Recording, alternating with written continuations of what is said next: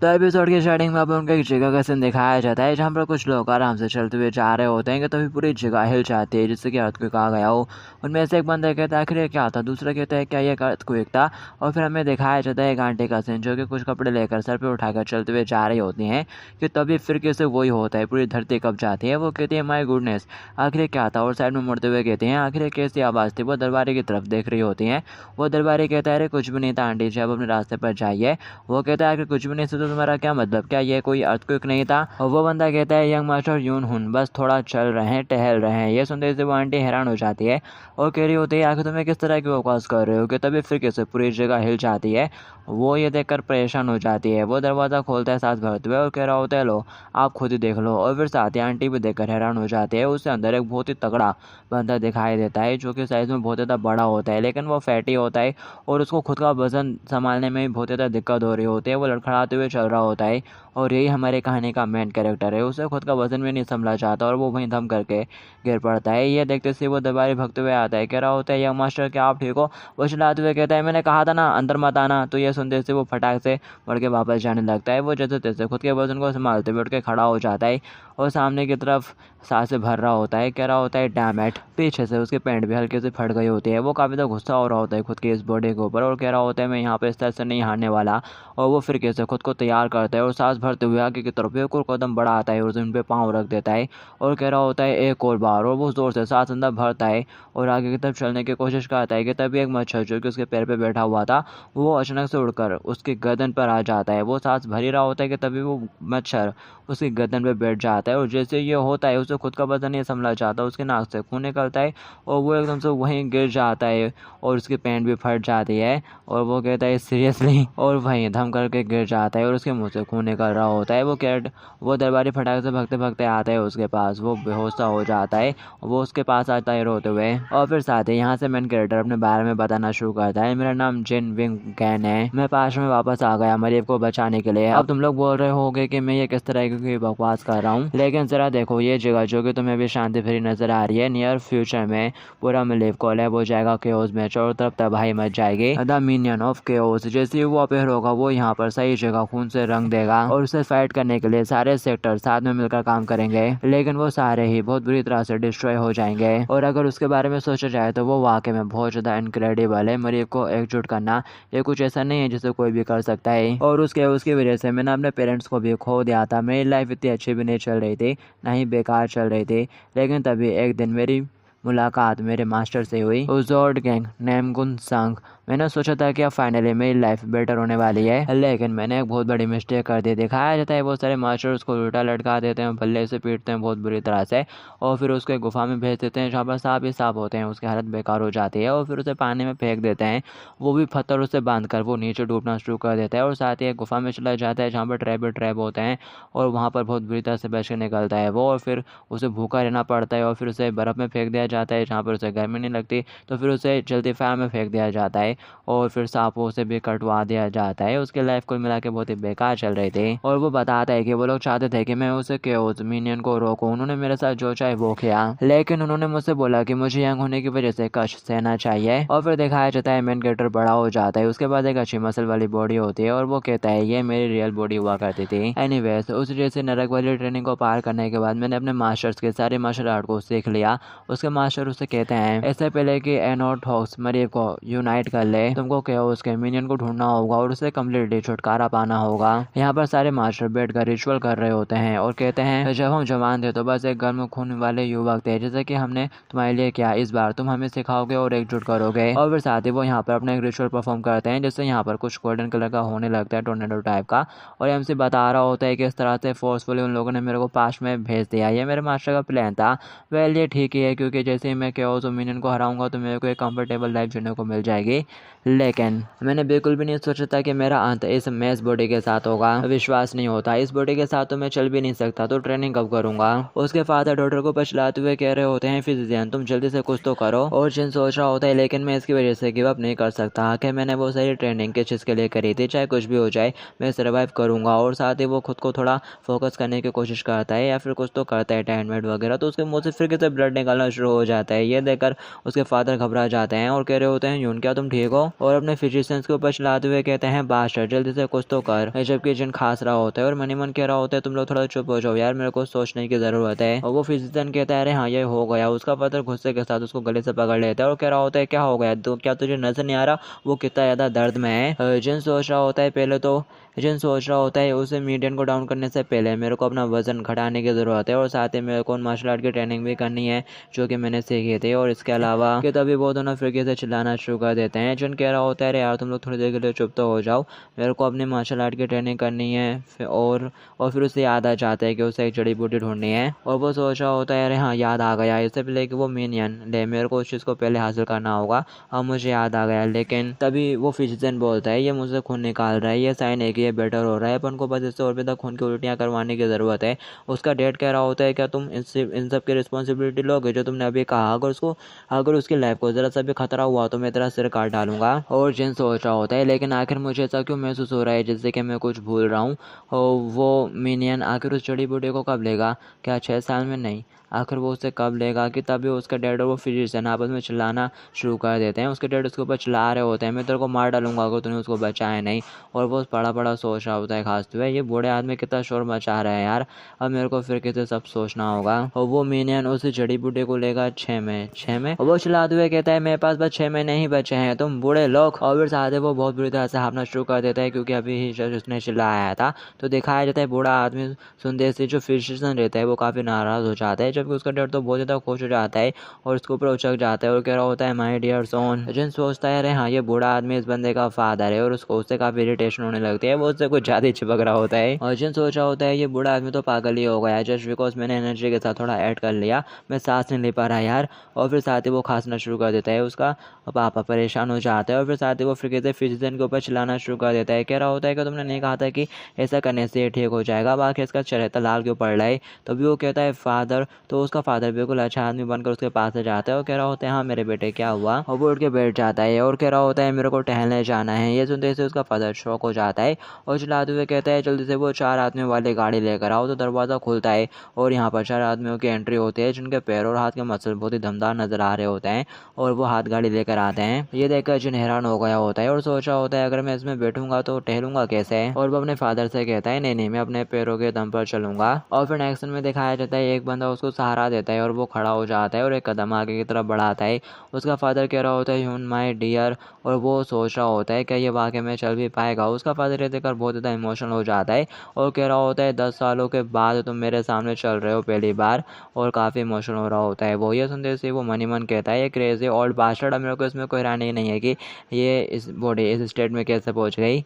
वो एक कदम जैसे आगे की तरफ बढ़ाता है तो यहाँ पर सभी लोग बहुत ही ज़्यादा इमोशनल होना शुरू हो जाते हैं। यंग मास्टर क्या मैं सपना दे रख रहा हूँ, इन्होंने पहले ही 4 कदम तक चल लिया है। अजिन सोच रहा होता है मैं तो बस खाली चल रहा हूँ और तुम लोग कहता है इंप्रेस हो रहे हो, तुम्हारे पास इन सब के लिए बिल्कुल भी टाइम नहीं है। अगर मैंने अपनी मार्शल आर्ट वाली एबिलिटीज़ को गेन नहीं करा तो तुम सारे मारे जाओगे। और उस बंदे की भी बिल्कुल हवा डेड हो जाती है जो कि उसको सहारा दे रहा होता है। और फिर नेक्स्ट सीन में दिखाया जाता है वो हाफते हुए गार्डन में चल रहा होता है जैसे तैसे खुद के वजन को संभालते हुए और बता रहा होता है कि मैं एक आधे महीने से काफी पागलों की तरह चल रहा हूँ लेकिन आखिर मेरी बॉडी में कुछ भी चेंज क्यों नहीं हो रहा है। और फिर दिखाया जाता है वो एक तराजू के पास आता है और एक साइड बैठ जाता है। वो दूसरा बंदा बहुत सारे पिग्गियों को तराजू के दूसरी तरफ चढ़ाता है और फिर बस नपाई होती है, लेकिन इतने सारे पिग्गियों के चढ़ने के बावजूद भी उनका नीचे नहीं आता बल्कि वो टूट ही जाता है। ये देखकर वो और ज़्यादा परेशान हो जाता है और तराजू को लात मारते हुए कहता है मेरे को विश्वास नहीं होता। डायमंड ऐसा लगता है कि मेरे कुछ करने से पहले ही यहाँ पर सब कुछ खत्म हो जाएगा। मेरे को यहाँ पर भेजने में बहुत कुछ लगा है लेकिन मैं यहाँ पर आकर भी उस मिनियन बास्टर्ड को तक नहीं मार पा रहा हूँ। और फिर साथ ही वो कहता था रुको 1 मिनट रुको, उस मिनियन का निकनेम क्या था, आखिर उसका नाम क्या था। और फिर वो थोड़ी देर तक सोचता है खड़ा होकर पर उसे कुछ भी याद नहीं आता। वो कहता है शिट मेरे को याद क्यों नहीं आ रहा। उन लोगों ने तो उस बास्टर्ड के इन्फॉर्मेशन के बारे में मेरे कानों में ठूस ठूस कर भर दिया था। वो हर दिन बोलते रहते थे अब तक मैं यहाँ पर नहीं आ गया, लेकिन अब मेरे को डिटेल के बारे में बिल्कुल भी याद नहीं है। उसका नाम, उसका चेहरा, अरे शिट मेरे को तो कुछ भी याद नहीं है। और वो बंदा कह रहा होता है यंग मास्टर फैट एक ऐसी चीज़ होती है जिसे छुटकारा पाना बहुत ज़्यादा मुश्किल होता है। वेल तो चलो पहले अब लोग आपके डाइट से शुगर को पूरा कट ऑफ कर देंगे और अब लोग एक अच्छे प्रोटीन वाली डाइट का प्लान बनाएंगे। आपको डिफरेंट तरह के कार्डियो वाले एक्सरसाइज करनी होगी, स्ट्रेंथ ट्रेनिंग करनी होगी 1 साल के लिए आपको पहले अपने बॉडी वेट से स्टार्ट करना होगा। मास्टर क्या आपको मेरी बात सुनाई भी दे रही है? लेकिन वो उसके बाद को फुल इग्नोर करता है, वो तो अपनी सोच में घुमा हुआ रहता है। वो कह रहा होता है कि इस बॉडी के एंटर करते से ही मैं अपनी मेमोरीज को खो दिया हूँ। मेरे को बाकी चीज़ों के बारे में तो पूरा याद है, लेकिन उसके बारे में क्यों नहीं याद नहीं आ रहा है। हजारों को वो वर्जिन जिंग जैंग को ढूंढने के लिए आने हुई प्रोवीज में जरूर आएगा। क्या हो अगर मैं उससे पहले वर्जिन गिनसेंट को ढूंढ लूँ और उसके आने का इंतजार करूँ। और अब जबकि वो मिथिकल क्रिएचर को पा नहीं सकता, तो क्या इस तरह से वो कमज़ोर नहीं हो जाएगा। और फिर साथ ही वो यहाँ पर खुद के इमेजिनेशन ही करने लगते हैं कि वो बीच में खड़ा है और मीडियम उसके सामने आया हुआ है। वो कह रहा होता है हाउ बोरिंग, ये इतना ज़्यादा बोरिंग है कि मेरे को तो बहुत ज़्यादा नींद आने लगी है। मेरे को विश्वास नहीं होता कि तुम जैसे किसी कमज़ोर का नाम विनियम ऑफ केओस है। ऑल राइट, मेरे को सारी चीज़ों के बारे में पहले से ही पता है। मैं जानता हूँ कि तुम्हारी कैपेबिलिटीज़ क्या हैं। तुमको मेरे सामने घुटने टेकने चाहिए। और ये सोच कर वो मन ही मन बहुत ज़्यादा खुश होने लगता है कि मैं कितना औसम लगूंगा ना, ये सुनने में कितना औसम फील दे रहा है। और पीछे खड़ा वो सोच रहा होता है आखिर यंग मास्टर सोच क्या रहे हैं। और वो सोच रहा होता है मैं अनोही प्रांत में उस कमीने का ख्याल रखूंगा और उसकी कलियों को वहीं पर ही डिस्ट्रॉय कर डालूंगा। और फिर मिशन के खत्म होने के बाद मेरी एक नई जिंदगी की शुरुआत होगी। और ये सोचते से बॉस पड़ता है, हाथ फैलाता है और बहुत जोरों से हंसना शुरू कर देता है वहीं खड़े खड़े। ये देखकर वो बंदा परेशान हो जाता है, सोच रहा होता है लगता है कि ये पागल हो चुके हैं, शायद ये जल्दी से वेट लूज करने का कोई साइड इफेक्ट है। और फिर साथ ही वो भगते हुए जाते हैं और कह रहा होता है यंग मास्टर मेरा यहीं पर इंतजार करना, मैं इंपीरियल फिजिशियन को लेकर आता हूँ। लिन सोच रहा होता है लेकिन अगर मैं अपने इस प्लान में सक्सेस होना चाहता हूँ तो पहले मेरे को इस कमजोर बॉडी के साथ कुछ तो करना पड़ेगा। लेकिन मुझे क्या करना चाहिए? मैं ऐसे ही 10 सालों तक यहाँ वहाँ घूम तो नहीं सकता वजन घटाने के लिए, और मेरे पास वैसे भी टाइम की कमी है। मेरे को कोई और रास्ता ढूंढना होगा। और फिर तभी उसकी नज़र फिजिशियन पर पड़ती है जो कि यूं चलाते हुए उसके पास ही आ रहा होता है। वो उसकी तरफ देखता है और सोच रहा होता है जेंग सियोंग ये 30 साल का होने से पहले ही एम्पर का फिजिशियन बन गया। एम्पर ने इसे अपने फिजिशियन के तौर पर चूज करा था, तो ये काफी ज्यादा कमाल का होगा। और इसने 50 के एज में ही खुद के एक मेडिकल टेक्निक भी बना ली थी, तो ये मेरा सेवियर हो सकता है। और वो उससे कहता है अंकल आप सेंट्रल के सबसे ज्यादा काबिल फिजिशियन है ना?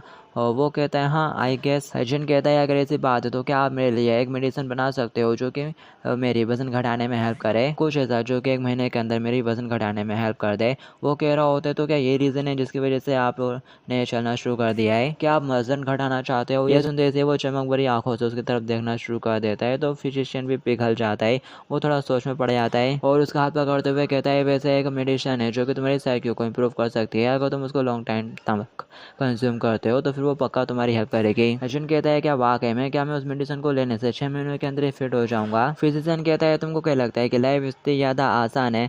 कम ऑन, इसमें कम से कम 3 साल लग जाएंगे और ऑफ कोर्स मेडिसिन से काम नहीं चलेगा, तुमको एक्सरसाइज करने की भी ज़रूरत है। यह सुनते ही वो फटाक से अपना हाथ उससे हटा लेता है और कह रहा होता है मैं बेवकूफ़ था जो ऐसी किसी चीज़ के बारे में सोचा। और शायद वो उससे अपना हाथ यहाँ पर दूर हटा लेता है या फिर उसको थप्पड़ मार देता है। तो दिखाया जाता है नेक्स्ट दिन में वो उसके बाजू के पास आ जाता है और कह रहा होता है हालांकि सिर्फ चलते रहने से आपको वजन घटाने में काफ़ी ज़्यादा दिक्कतें होंगी, ये तरीका मुश्किल है, तो अब लोग दूसरा तरीका ट्राई क्यों नहीं करते?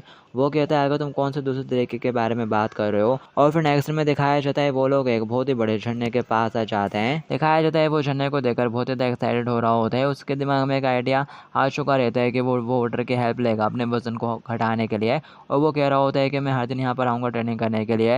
ये सुनते से यहाँ पर जितने भी बड़े बंदे रहते हैं जो कि उसको यहाँ पर लेकर आए थे, वो सारे परेशान हो जाते हैं कि उनका क्या हाल हो जाएगा उसको यहाँ तक लाते लाते डेली। दिखाया जाता है वो पानी में उतर जाता है और चलते हुए आगे बढ़ने की कोशिश कर रहा होता है। धीरे धीरे वो पानी के काफी अंदर आ जाता है और वो सोच रहा होता है पानी के अंदर चलना डेफिनेटली आसान होगा, मेरे को थोड़ा और आगे बढ़ना चाहिए।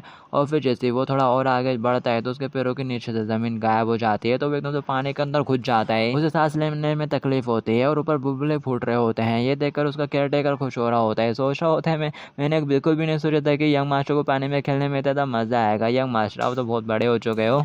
जबकि उसका यंग मास्टर तो पानी के अंदर बहुत बुरी तरह से डूबे जा रहा होता है और मन में चिल्लाते हुए कह रहा होता है मैं मर रहा हूँ, बेवकूफो मेरे को बचाओ। दिखाया जाता है पानी में बहुत ज्यादा बुलबुले फूट रहे होते हैं और उसका केयर टेकर बोल रहा होता है वाह वो तो यहाँ तक की टाइमिंग भी कर रहा है, लगता है कि उनके पास सीमैन बनने का नेचुरल टैलेंट है। कि तभी एक बंदा रेंगते हुए उसके पास आता है और कह रहा होता है सर स्कॉट क्या ऐसा हो सकता है कि यंग मास्टर पानी में गिर गए हो? उसकी बात सुनते से वो इमोशन भरी आंखों से पानी की तरफ देखते हैं तो वो बुलबुले भी आना बंद हो गए होते हैं। तो ये देखकर वो बहुत ज्यादा घबरा जाता है, चिल्लाते हुए कह रहा होता है यंग मास्टर। वो भगते हुए पानी के किनारे पर आता है और एकदम से रुक के रोना शुरू कर देता है। और फिर इसके बाद हमें पानी के अंदर का सीन दिखाया जाता है जहाँ पर वो बहुत ज्यादा गहराइयों में पहुंच चुका होता है, लगभग तल तक। उसकी आंखें धीरे धीरे बंद होना शुरू हो जाती हैं, उसकी आंखों आंखों के सामने अंधेरा सा छा जाता है, काला धुआं सा हो रहा होता है और फिर साथ में उसको एक विजन आता है जहाँ पर एक घोड़ा गाड़ी चल रही होती है जिसके ऊपर तीरों से हमला हो रहा होता है और आत्मा के फॉर्म में जिन भी वहाँ पर मौजूद होता है और सब कुछ देख रहा होता है और सोचता है आखिर ये क्या बकवास हो रहा है। जो गाड़ी वाला है वो गाड़ी को तेज भगाना शुरू कर देता है। दिखाया जाता है वो छोटा बच्चा रोना शुरू कर देता है जो कि एक लेडी की गोद में होता है और ये यंग मास्टर है यून-हुन जब वो 2 साल का था और ये जो लेडी है वो उसकी मदर है। दिखाया जाता है उसके सिर में बहुत ज़्यादा दर्द होने लगता है सिन के और वो कह रहा होता है आई सी लगता है कि ये मेमोरी रिकॉल है। और वैसे जब ये छोटा था तो काफ़ी ज़्यादा क्यूट था तो क्या इसका मतलब ये हो सकता है कि ये लेडी इसकी मदर है कि तभी वो लेडी ज़ोर से खांसना शुरू कर देती है। उसके मुंह से बहुत सारा ब्लड निकल रहा होता है। जिन ये देखकर हैरान हो जाता है। वो लेडी जल्दी से खुद को संभालती है और छोटा यून रोना शुरू कर देता है। उसकी माँ मुझसे कहती है यून तुमको सर्वाइव करना ही होगा। और जो जिन रहता है वो विंडो से सब कुछ देख रहा होता है और सोच रहा होता है डैम इट आखिर वो बूढ़ा कहाँ पर है। दिखाया जाता है उसकी मदर रोना शुरू कर देती है और साथ ही रोते रोते वो वहीं दम तोड़ देती है। जिन ये देखकर परेशान हो जाता है और फिर कहानी प्रेजेंट में आ जाती है जहाँ पर वो मोटी बॉडी डूबती जा रही होती है कि तभी कोई आकर उसको पकड़ लेता है और फिर इसके बाद हमें ऊपर का सीन दिखाया जाता है। वो केयर टेकर वहीं पे खड़े खड़े जमीन पे जोर से पैर मार रहा होता है और कह रहा होता है क्या करूँ मैं, मेरे को तैरना ही नहीं आता। कि तभी पानी में हलचल होती है और एक लेडी पानी से बाहर आती है और उसने अपने साजन को भी ले आया होता है। वो उसको देखते ही रह जाता है। वो तैरते तैरते किनारे पर आ जाती है और जिनको भी अपने साथ ले आती है। वो केयर टेकर उससे पूछा होता है आखिर आप कहाँ से हो मिस, आखिर आप यहाँ पर अकेले क्यों हो। वो कहती है यंग मिस ने मुझसे कहा था पहले यहाँ पर आने के लिए और इसके अलावा तुमको पहले अपने यंग मास्टर को बचाने पर ध्यान देना चाहिए। यह सुनते से वो घबरा जाते है। वो कह रहा होता है अरे हाँ यंग मास्टर मैं आपको बचा लूंगा, प्लीज सांसें लेते रहना। और फिर नेक्स्ट में दिखाया जाता है वो लोग महल में होते हैं और जिनका डैड उनसे बोल रहा होता है तो बताओ तुम लोग मरने से पहले क्या बहाना देना चाहोगे, टेल मी तुम्हारा एक्सक्यूज क्या है। और वो केयर टेकर फटाक से बोलता है असल में ये इंपीरियल फिजिशियन का काम था, इन्होंने सजेस्ट करा था कि यंग मास्टर को स्विमिंग करनी चाहिए। यह देखते से फिजिशियन उसकी तरफ देखना शुरू कर देता है और कह रहा होता है क्या सब कुछ मेरे ऊपर, तुम्हारी भी तो गलती थी वहाँ पर। वो कह रहा होता है जो भी हो सजेशन तो तुम्हारा ही था ना। तो दिखाया जाता है एम्परर भी फिजिशियन के ऊपर छिड़कना शुरू कर देता है सेंग जियोन और अपने पास से तलवार निकाल लेता है। फिजिशियन कह रहा होता है अरे मेरे दोस्त सब लोग बैठ के बात करते हैं ना, लेकिन वो एम्परर उसके ऊपर तलवार चला देता है। वो बाल बाल बचता है कि तभी पीछे से एक बंदा उसको पकड़ लेता है। वो गुस्से के साथ चला रहा होता है कि तेरी हिम्मत कैसे हुई मेरे बच्चे को खतरे में डालने की, मैं तेरे को मार डालूंगा। पीछे वाला बंदा कह रहा होता है सर प्लीज शांत हो जाइए। कि तभी यहाँ पर एक लेडी आ जाती है और बोलती है मैं वापस आ गई सर, क्या यून अभी भी बेहोश है। और फिर साथ ही वो एक लंबा सांस लेती है और फिजिशियन से कहती है तुम्हें वो इंपीरियल फिजिशियन होना जो कि लास्ट 10 ईयर से यून की हेल्थ का ख्याल रख रहा है। चलो पहले सुनते हैं कि ये क्या बोलता है। फिजिशियन चलाते हुए कहता है ये नेमगुन क्लैन है, ये सब कुछ नेमगुन क्लैन की वजह से हुआ है। नेमगुन क्लैन ने जब शादी के प्रपोजल से इनकार कर दिया था तो इससे यंग मास्टर यून को काफ़ी बड़ा झटका लगा है। वो बहुत ज़्यादा शौक में चले गए और उन्होंने डेस्परेट होते हुए मेरे से कहा था कि वो वजन घटाना चाहते हैं, इस वजह से मैंने उनसे वो सब कुछ करने के लिए कहा। एम्पर कहता है तो अच्छा ये बात है, मैं बस अपने गुस्से के ऊपर ही फोकस कर रहा था, मैंने तो ध्यान ही नहीं दिया उनकी फीलिंग्स के ऊपर। तभी वो लेडी बोलती है अगर वो खुद ऐसा करना चाहता है तो क्या आप लोग उसे तैरने की अनुमति नहीं दे सकते। अब वैसे भी तैरने के लिए नदी के अलावा दूसरी भी प्लेसेस हैं और ये बंदी असल में यून की बड़ी बहन है यून जुंगहेई। और फिर इसके बाद हमें शिनकासन दिखाया जाता है जिसे होश आ चुका रहता है। वो सिर से अपने पट्टे को उठाकर फेंक देता है और कह रहा होता है डैम इट मेरे को विश्वास नहीं होता, किसी को तो मेरे को बचा नहीं था और वो तो समुद्र तक नहीं था और मेरा ये हाल हो गया। लेकिन ये राजकल क्या ये बिना मदर के बड़ा हुआ है। और अब मेरे को रीजन समझ में आ रहा है कि वो बूढ़ा आदमी इस तरह से हरकतें क्यों करता है। क्या ऐसा इसलिए हो सकता है क्योंकि उसने अपने बेटे को भी लगभग वैसे ही खो दिया है जैसे कि उसने अपनी पत्नी को खो दिया था। उसकी पर्सनैलिटी के बेस पर लगता है कि वो अपनी पत्नी से भी पागलों की तरह प्यार करता होगा और मुझे लगता है कि उसने अपने इस बेटे को थोड़ा डर में पाला है कि वो कहीं गायब ना हो जाए। लेकिन ये राजकल इसकी इतनी हिम्मत कैसे हुई कि वो इतनी घटिया जिंदगी जी रहा है और मुझे भी इतनी तकलीफ दे रहा है। और ये बात सिर्फ मोटापे की नहीं है, लगता है कि इसके पास मसल्स भी अच्छी नहीं है, इसके तो जोड़ भी अच्छे से मूव नहीं कर पाते हैं। कि तभी दरवाजा खुलता है और दरवाजे पर उसकी बहन होती है और साथ में वो लेडी भी जिसने उसको पानी में डूबने से बचाया था। और वो उससे कहता है आगे तुम हो कौन। कि तभी उसके सिर में जोर का झटका लगता है और वो सोच रहा होता है जरूर ये इसकी सिस्टर होनी चाहिए, लेकिन ये इतनी ज़्यादा खूबसूरत क्यों है और क्या ये वाकई में इसकी रियल सिस्टर है। तभी वो लेडी आगे बढ़ती है और बोल रही होती है तुम्हारे लिए अकेले उठ पाना मुश्किल होगा, चलो मैं तुम्हारी हेल्प करती हूँ। वो कह रहा होता है नहीं नहीं इसकी कोई ज़रूरत नहीं है, तुम्हारे लिए अकेले करना बहुत ज़्यादा मुश्किल होगा, यहाँ तक कि होंग चोंग और बाकी दूसरे स्ट्रॉन्ग मैन को भी बहुत ज़्यादा मुश्किलें होती हैं। पर तभी वो उसको पीछे से पकड़ती है और एकदम झटके से उठा के खड़ा कर देती है और कह रही होती है मैं उन सबसे बेटर हूँ, तो क्या चले यंग मास्टर। और फिर नेक्स्ट में दिखाया जाता है जिन बेटा बेटा कहीं पे जा रहा होता है, 4 लोग उसको कहीं पे ले जा रहे होते हैं और आपस में कुछ सुता रहे होते हैं और बहुत ज़्यादा अच्छे मूड में होते हैं, कुछ बातें कर रहे होते हैं, गुनगुना रहे होते हैं। दिखाया जाता है, ये देखकर वो थोड़ा हैरान हो रहा होता है और सोच रहा होता है आखिर ये सब लोग इतने अच्छे वाले मूड में क्यों हैं। और फिर साथ ही वो नेक्स्ट में काफी ज़्यादा चौंक जाता है और चिल्लाते हुए कह रहा होता है आखिर ये सब क्या है। उसे बहुत सारे आदमी लोग नजर आते हैं, उन सभी लोग ने मिलकर एक गड्ढा कर दिया होता है। यहाँ पर बहुत सारे लोग होते हैं जो कि मिलकर काम कर रहे होते हैं और पत्थर हटा रहे होते हैं एक दूसरे को पास करते हुए। वो ये सारा नज़ारा देखकर काफ़ी हैरान हो रहा होता है और कह रहा होता है आखिर ये सब लोग कर क्या रहे हैं। और वो उनसे कहता है आखिर तुम लोग ये कर क्या रहे हो। और वो सोच रहा होता है कि ये लोग यहाँ पर कोई कवर बना रहे हैं कि तभी यहाँ पर उसकी बहन आ जाती है और बोल रही होती है ये बहुत जल्दी ही कम्प्लीट हो जाएगा और फिर तुमको नदी में जाने की कोई भी ज़रूरत नहीं होगी स्विमिंग करने के लिए। उसके बाद सुन के वो थोड़ा कंफ्यूज हो जाता है आखिर ये किस बारे में बात कर रही है कि तभी सभी लोग यहाँ पर बकेट से पानी डालना शुरू कर देते हैं उस गड्ढे के अंदर। और वो ये देखकर बहुत ज़्यादा चौंक जाता है और कह रहा होता है मुझसे ये मत कहना कि तभी वो लेडी बोलती है डेट्स राइट, तुम सही सोच रहे हो, ये तुम्हारा खुद का एक स्विमिंग पूल है। सभी लोगों की नजर जिन के ऊपर पड़ती है और वो कह रहे होते हैं क्या ये पर्सन ही यंग मास्टर है। और वो सारे उसके पास आ जाते हैं और कह रहे होते हैं यंग मास्टर क्या ये वाकई में आप है, क्या आप वाकई में चल भी सकते हो। और साथ ही उसको बधाई देना शुरू कर देते हैं। वो कह रहा होता है थैंक्स। और साथ ही सोच रहा होता है आखिर ये सब लोग इतना हंस क्यों रहे हैं, शायद ये ऑब्वियस है उस बूढ़े आदमी ने इनको बहुत ज़्यादा बिगाड़ के रखा है, इनको मेरी इतनी खातिरदारी नहीं करनी चाहिए। ऐसा लगता है कि इन लोगों का ब्रेन वॉश हो गया है। आखिर उस बूढ़े आदमी ने ऐसा क्या कर दिया, क्या उन्होंने इन सबको सोना दिया है या फिर कुछ और। के तभी यहाँ पर उसका केयर टेकर चलाते हुए भगते हुए आने लगता है उसकी तरफ जोरों से कि तभी उसकी नज़र उस लेडी के ऊपर पड़ जाती है। वो फटाक से अपने ब्रेक लगा लेता है और जेंटलमैन की तरह कहता है तो आप यहाँ पर आ गए, आधे दिन में ये काम हो चुका है, अब क्या करना चाहिए। और फिर साथ ही वो सिटी पर जाते हुए उस लेडी की तरफ ही देखना शुरू कर देता है। अर्जुन कहता है वो बूढ़ा आदमी मेरा मतलब क्या ये सब कुछ मेरे फादर ने करवाया है और आखिर मेरे फादर ऐसा क्या काम करते हैं। ये सुनते ऐसे बहुत पढ़ता है और कह रहा होता है सीरियसली क्या आप उनके बारे में इतनी बुरी तरह से डींगे मारना चाहते हो। चलो अब जबकि आप पूछ रहे हो इसलिए मैं आपको बता देता हूँ। पेट्रियार्च एक बहुत ही महान स्कॉलर है जिनका सभी स्कॉलर्स सम्मान करते हैं, द सिंबल ऑफ इंटीग्रिटी। उसके बाद सुनते से वो अपने फादर को इमेजिन करने लगता है और सोच रहा होता है कि ये वाकई में उसी बूढ़े के बारे में बात कर रहा है। और वो बंदा बोलता है सिर्फ इतना ही नहीं, जब भी अकाल पड़ता है तो वो यूक्रेन के गोदाम को खोल देते हैं और दूसरों के साथ कपड़े और भोजन बांटते हैं। वो एक ऐसे पर्सन है जिनका पिंक प्रनाथ के सभी लोग बहुत ही ज़्यादा सम्मान करते हैं और उनसे बहुत ज़्यादा लोग टचड होते हैं और एपिंग में विजिट करने के लिए आते हैं और वो उनके बारे में और भी बातें बता रहा होता है। तो ये सारी बात सुनने के बाद वो सोच रहा होता है तो वो बूढ़ा आदमी जितना मैंने सोचा था उससे भी कई ज़्यादा इम्प्रेसिव है। और वो कहता है जाओ रुको, एक बूढ़ा अमीर आदमी जिसको रिस्पेक्ट भी है विलेजर से और साथ ही वो बहुत ज़्यादा अमीर भी है और उस अमीर आदमी का मैं एक लौटता बेटा हूँ कि तभी उसके दिमाग की बत्ती जलती है। वो हाथ मारते हुए कहता है इन शॉर्ट तो मेरे को एक अच्छी ज़िंदगी जीने के लिए कुछ भी करने की ज़रूरत नहीं है। यह सुनते ही सभी लोग एकदम हैरान हो जाते हैं और जो यंग मास्टर रहता है वो खड़ा खड़ा हंसना शुरू कर देता है। और फिर नेक्स्ट में दिखाया जाता है उसका स्विमिंग पूल तैयार हो चुका होता है और यहाँ पर एक कैंडल जैसा कुछ जल रहा होता है। और फिर तभी पानी के अंदर से जिन निकल आता है और आवाज़ देते हुए कह रहा होता है हुआंग चोन क्या तुमने वो प्रिपेयर कर लिया है जिसका मैंने तुमसे कहा था। वो कहता है हाँ। और दिखाया जाता है वो एक बहुत ही बड़े पत्थर को उठा लेता है जो कि चैन से बंधा हुआ रहता है। और फिर जिन भी पानी से बाहर आ जाता है वो उसके पैर में वो जंजीरें बांध देता है जो कि एक बड़े से पत्थर से जुड़ी हुई हैं और साथ ही अच्छे से लॉक भी कर देता है। और वो मुश्किल से उस पत्थर को उठाता है और फिर साथ ही नीचे पानी के अंदर फेंक देता है और फिर उसी के साथ साथ जिन भी खिंचा हुआ चला जाता है और पहाड़ी से नदी के अंदर गिर जाता है और गिरते गिरते गहराई में पहुंच जाता है वो पत्थर और साथ ही उसके साथ जिन भी आ जाता है गहराइयों में। और फिर साथ ही वो कल्टीवेशन के पोस्ट में खड़ा हो जाता है और कह रहा होता है कि ऐसी बॉडी जिसने आज से पहले कभी भी ट्रेनिंग नहीं करी है, 100 साल नहीं भले 1000 साल भी बीत जाए, जब भी वो इंटरनल एनर्जी को गैदर नहीं कर पाएगा ये बॉडी नहीं कर पाएगी। हालांकि मेरे मास्टर ने ऐसी सिचुएशन के लिए इंटरनल एनर्जी का एक मेथड तैयार करा है और उसका नाम है the spirit energy heart cultivation technique. इसमें मैं अपनी एनर्जी को मेरे एनर्जी कोर के बजाय मेरे हार्ट में फ्लो करवाऊंगा और मेरे ब्लड वेसल्स में भी। और यही मेन पॉइंट है स्पिरिटर एनर्जी माइंड कल्टीवेशन टेक्निक का। और उसने जैसा जैसा बोला वो वैसे वैसा करता है और साथ ही वो इंटरनल एनर्जी को पाने में कामयाब हो जाता है।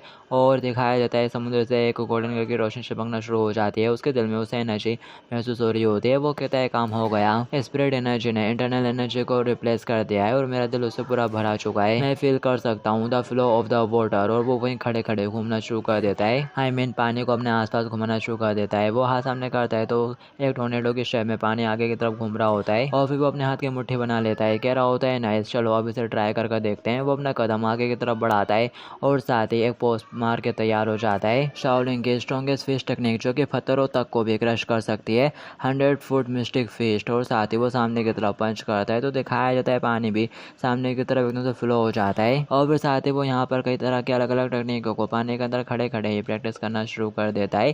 दिखाया जाता है उसका वो केयर टेकर ऊपर बैठा हुआ पास से मार रहा होता है और कह रहा होता है मैंने कभी भी नहीं सोचा था कि यंग मास्टर पानी के अंदर रहने में ज़्यादा अच्छे होंगे, लेकिन मैंने तो सोचा था कि वो तो 3 दिनों बाद ही आसानी से गिव अप कर देंगे। लेकिन अब उन्हें ऑलरेडी ये सब करते करते 1 महीना हो चुका है। जब उन्होंने खुद को मेटल बॉल से अटैच करने का बोला था तो मैंने वाकई में ऐसा सोचा था कि वो पागल हो गए हैं। और फिर तभी एजेंट पानी से बाहर आ जाता है और कह रहा होता है होंग चोंग जल्दी से वो तैयार करो। और फिर नेक्स्ट में दिखाया जाता है फिर किसी तराजू का सीन, जहाँ पर होंग चोंग एक साइड बहुत सारे पिगी भर देता है और दूसरी साइड तराजू पर बैठने के लिए एजेंट तैयार खड़ा होता है। एजेंट सोचा होता है 1 महीना हो चुका है मेरे को ट्रेन करते हुए, तो अब मेरे को थोड़े से फेट से तो छुटकारा पा लेना चाहिए। होंग चोंग उसकी तरफ ही देख रहा होता है, वो भी उसकी तरफ देखता है और फिर साथ ही आगे बढ़ते हुए तराजू के ऊपर अपना पाँव रखता है। वो पिगी उठना शुरू कर देते हैं दूसरी तरफ। वो काफ़ी नर्वसनेस से ये देख रहा होता है, कांटा हिलना शुरू कर देता है आगे पीछे और जिन भी काफ़ी नर्वस होता है। और फिर साथ ही वो मिडिल के बीच में आकर थोड़ा हिल रहा होता है। वो कहता है क्या मैं हार गया, प्लीज़ मेरे को इससे दूर करो। कि तभी दिखाया जाता है वो कांटा मिडिल में रुक जाता है और ये देखकर वो खुश हो जाता है और कह रहा होता है फाइनली मैंने अपना वेट लॉस कर लिया थोड़ा। और साथ ही वो खुश हो जाता है और वो दोनों चलाना शुरू कर देते हैं ये। और फिर वो खुशी के मारे एक दूसरे के गले लग जाते हैं। जिन उसको जोर से हक कर देता है और कह रहा होता है ये सब इसलिए हो पाया क्योंकि तुम मेरे साइड में थे। उसके साथ से रुक जाती हैं तो वो फटाक से उसको छोड़ देता है। कह रहा होता है सॉरी सॉरी। वो कहता है इट्स ओके यंग मास्टर, मेरे को आपके लिए बहुत ज़्यादा खुशी हो रही है, मैं समझ सकता हूँ। अब मेरे को हर दिन आपके कपड़े फटते हुए नहीं देखने पड़ेंगे। जन कहता है हाँ हाँ वो मेरे लिए काफ़ी मुश्किल वक्त था। और साथ ही वो पिकी को उठाते हुए कहता है आपकी गाड़ी चलाने वालों को भी अपनी कमर की चिंता नहीं करनी पड़ेगी। वो कहता है हाँ हाँ उन लोगों ने भी काफ़ी सफ़र करा है। और वो कहता है एक सीक्रेट बात भी है, आपके बारे में ऐसे रूमर्स मिल रहे थे कि आप बहुत ज़्यादा मोटे हो इसलिए आपको अडॉप्ट किया गया था।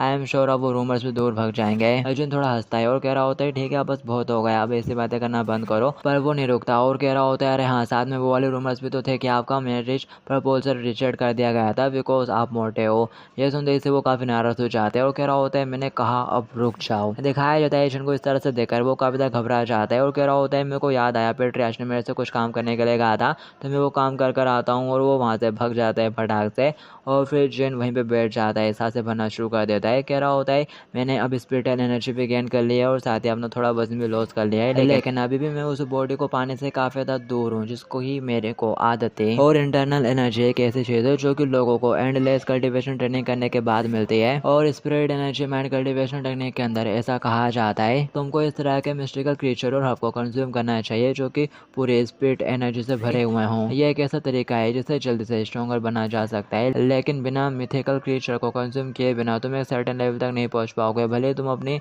पूरी उम्र निकाल दो ट्रेनिंग कर कर कर। इसलिए मेरे को उसे मिस्टिकल हर्ब को पाने की ज़रूरत है जिसके पीछे वो मीनियन बास्टर्ड भी पड़ा हुआ है। और अगर मुझे अच्छे से याद है तो वो टाइम 6 महीने के बाद आने वाला है और ये टाइमलाइन बहुत ज़्यादा टाइट है यार। और टाइम आने से पहले ये अच्छा होगा कि मैं कुछ स्पिरिट एनर्जी को गेन कर लूँ। कि तभी यहाँ पर वही मैजिशियन आ जाता है और उसके सामने एक कटोरा करता है।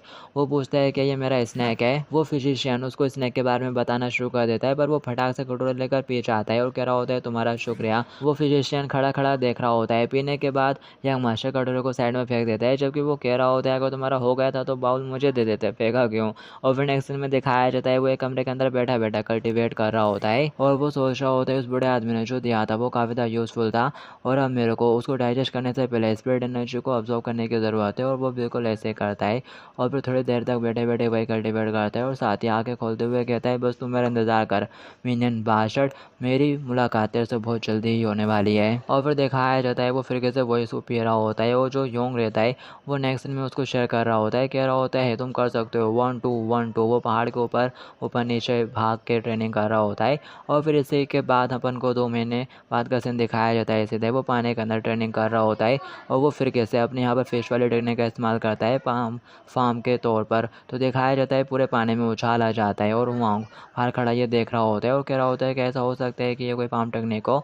कम होना आखिर में क्या सोच रहा हूँ, ये बिल्कुल इम्पॉसिबल है कि वो सुअर ऐसा कुछ करना भी जानता हूँ। कि तभी पीछे उसके डैड आ जाते हैं और कह रहे होते हैं क्या मैं जान सकता हूँ कि तुम किसके बारे में बात कर रहे हो। वास्तविक कहता है और किसके बारे में, मैं तो यंग मास्टर के बारे में बात कर रहा हूँ। कि तभी वो पीछे देखता है तो पेट्रियार्च खड़ा हुआ रहता है जो कि बहुत ज़्यादा गुस्से में आ जाता है और कह रहा होता है मेरे को नहीं लगता है कि मैं किसी मोटे सुअर को जानता हूँ, तो मेरे को बताओ कि तुम किसके बारे में बात कर रहे हो। वो काफी ज़्यादा घबरा जाता है और साथ ही अपनी तलवार निकाल लेता है और कह रहा होता है बोलो वांगचुन आके तुम यहाँ पर किसके बारे में बात कर रहे थे। हाँ, और वो तलवार से उसको मारने वाला होता है कि तभी ग्रीन कपड़ों वाला पीछे खड़े बंदूकों पर चलाते हुए कहता है आके तुम दोनों क्या कर रहे हो, कम ऑन यहाँ पर आओ और इस वांगचुन को घसीटते हुए यहाँ से दूर ले जाओ। तो फिर वो दोनों घसीटते हुए उसको दूर ले जाते हैं और वो उससे आंखों आंखों में कह रहा होता है कि इस पूरे टाइम तुमने बहुत ज़्यादा हार्ड वर्क करा है, तो अब स्टोर रूम में जाओ और अपनी बाकी की लाइफ एंजॉय करो। दिखाया जाता है उसकी आंखों में आंसू आ जाते हैं और वो मन ही मन कह रहा होता है तुम्हारा शुक्रिया चीफ एडमिनिस्टर। पेट्रियार्च कहता है वैसे क्या तुमने भी वो देखा था, मेरे हुन ने अभी मार्शल आर्ट का इस्तेमाल करा, उसने अपनी पाम टेक्निक से पूरे पानी को उड़ा दिया था। तुमको क्या लगता है शायद वो भी अकेडमी में जाने के लिए इंटरेस्टेड हो सकता है, क्या हो अगर वो भी मार्शल आर्ट सीखना चाहता हो। यहाँ पर ऐसा कुछ नहीं है जो कि मैं फादर के तौर पर उसके लिए नहीं कर सकता। वो ग्रीन कपड़ों वाला कहता है अब आखिर आप फिर से क्या करने की कोशिश कर रहे हो। वो कहता है तुम पहले जाओ और मेरे लिए एक इंक और पेपर लेकर आओ, मेरे को इंपीरियल पैलेस में एक लेटर भेजना है। और फिर नेक्स्ट में दिखाया जाता है पेट्रियार्च जिनको एक मैनुअल दे रहे होते हैं मार्शल आर्ट वाला, डिवाइन हेवन मैनुअल। अर्जुन कहता है अब आखिर ये क्या है। पेट्रियार्च कहता है ये एक सीक्रेट मार्शल आर्ट का मैनुअल है जो कि इंपीरियल पैलेस ने अपन लोगों को दिया है। वो कह रहा होता है कि एम्पायर ने अपन को दिया है। वो सोच रहा होता है मैंने तो सोचा था कि इनका मुश्किल से अकेडमी से कोई कनेक्शन होगा, लेकिन उन्होंने तो एक मार्शल आर्ट का मैनुअल मंगवा लिया, वो भी एम्पायर से सीधा। इनका इन्फ्लुएंस तो वाकई में काफ़ी तगड़ा है। पेट्रियार्च कह रहा होता है मैंने तो बस अपनी किस्मत आजमाई थी, मैंने उनको बताया था कि हाल ही में तो मार्शल आर्ट में कितना ज़्यादा इंटरेस्टेड हो गए हो और मेरे को भी विश्वास नहीं हो रहा कि उन्होंने अपने इधर के सबसे बेस्ट मैनुअल तुमको भेज दी प्रैक्टिस करने के लिए। पीछे खड़ा वो बंदा सोच रहा होता है ये क्या बकवास है, आपने हर दिन एम्पायर को लेटर लिख लिख के परेशान करा था इस चीज़ के लिए। और फिर साथ ही यहाँ पर हमें दिखाया जाता है पेपर और ब्रश रखा हुआ रहता है और जो पेट्रियार्च रहता है वो लेटर लिख रहा होता है एम्पायर को, थोड़ा इमोशनल भरा हुआ दिखाया जाता है। फिर कहानी प्रेजेंट में आ जाती है, वो हंस रहा होता है खड़े खड़े, वो सांस से भरते हुए उसकी तरफ देख रहा होता है। तो पेट्रियार्च उसकी तरफ देखना शुरू कर देता है घूरते हुए, तो वो वहाँ से निकल जाता है। और फिर साथ ही वो खांसते हुए जिनसे कहता है अब तुम्हारे पास एक मार्शल आर्ट का मास्टर भी होगा जो तुमको मार्शल आर्ट सिखाएगा।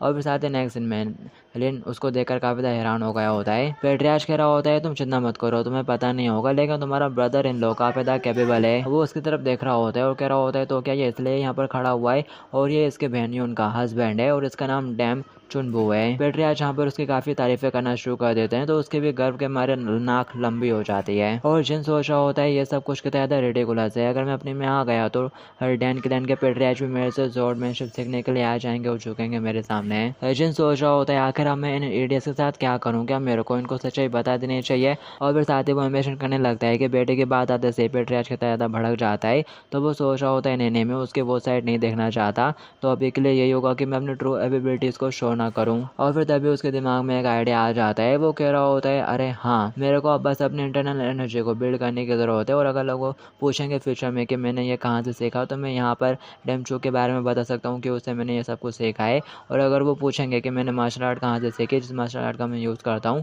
तो मैं उन लोगों से बोल सकता हूँ कि ये मैंने डिवाइन हेवन मैनुअल से सीखा है। और फिर साथ ही वो फटाक से उसके सामने झुक जाता है और कह रहा होता है तुम मेरे ब्रदर इन लो हो और अब से मैं तुम्हारा डिसाइपल, प्लीज़ मेरे इस बुक को रिसीव करो। दिखाया जाता है ये देखते से पेट्रियार्च की आंखों में आंसू आ जाते हैं। वो कह रहे होते हैं मेरा सोन कितना ज़्यादा पोलाइट है। डेमचो उससे कह रहा होता है अब खड़े भी हो जाओ। और फिर नेक्स्ट में दिखाया जाता है इनकी ट्रेनिंग स्टार्ट हो जाती है। डेमचो चिल्लाते हुए कह रहा होता है मैंने तुम्हें ऑलरेडी बताया ना कैसे करना है, ऐसे नहीं करना, फिर कैसे करो, अपनी पोजीशन पे वापस जाओ। तो वो फिर कैसे एक पैर पे खड़ा हो जाता है, लेकिन उसका बैलेंस फिर कैसे लड़खड़ा जाता है। तो ये देखकर वो फिर कैसे उसके ऊपर चिल्लाना शुरू कर देता है कि तुमसे एक ऐसा सिंपल मोमेंटम भी नहीं हो पा रहा है, फिर कैसे करो। अर्जुन सोच रहा होता है लगता है कि मैं उसके ऊपर कुछ ज़्यादा ईजी जा रहा हूँ। और वो खड़ा होता है और कह रहा होता है ब्रदर इन लॉ, वो चिल्लाते हुए कहता है रॉन्ग, मैं तुम्हारा मास्टर हूँ। ये सुनते से वो और ज़्यादा चटक जाता है और कह रहा होता है हाँ मास्टर। चलो अगले पार्ट के ऊपर चलते हैं। अगर बेसिक बातें सीखना इंपॉर्टेंट है तो क्या मुझे इस टेक्निक का यूज़ करने में काबिल बनने के लिए दूसरे नेशनल मूव्स को समझने की ज़रूरत नहीं है? वो चिल्लाते हुए कहता है तुम कितने बेवकूफ़ हो, तुम इस टेक्निक में तभी निपुणता प्राप्त कर सकोगे जब तुम्हारे पास एक मजबूत बेस होगा। और तुम कितने ज़्यादा मोटे हो तो आगे तुम कुछ भी कैसे सीख सकते हो, आखिर कब बड़े हो गए,